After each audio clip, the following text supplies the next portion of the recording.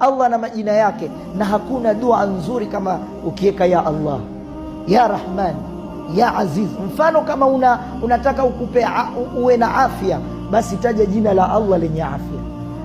Tumsaleni Mtume. Mfano kama unataka kuhurumiwa, tumia sema ya Rahim angalau mara 10 marat. Allah ndo amemrisha haya, walillahi lasmaul husna. Unataka rehema ya Allah, sema ya Rahman, ya Rahman. Unataka utajirike, ufungukiwe, sema ya nani? Jina la Allah la kutajirika ni lipi? Basi na mzee anasema ya Razak, ya Razaki, ya kuruzukiwa. Hata ng'ombe na mbuzi wanaruzukiwa. Ya Ghani, ya Ghaniji, asante. Ya Ghani, ewe mkwasi uliojitosheleza, tupa milali. Ya Ghani, ukitaka utajirika unasema neno hili mara kwa mara, aghnini bima shit.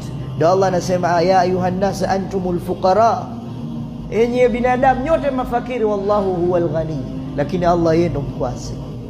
La ilaha illa Allah.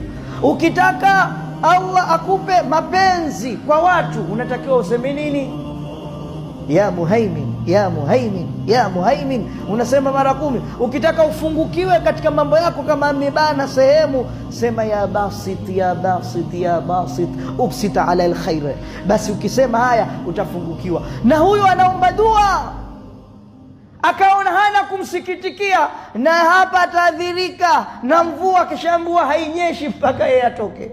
Alimwita katika majina, miongoni mwa majina ya Allah alimwambia ya Satir, ya Satir, ya Satir, ya Satir.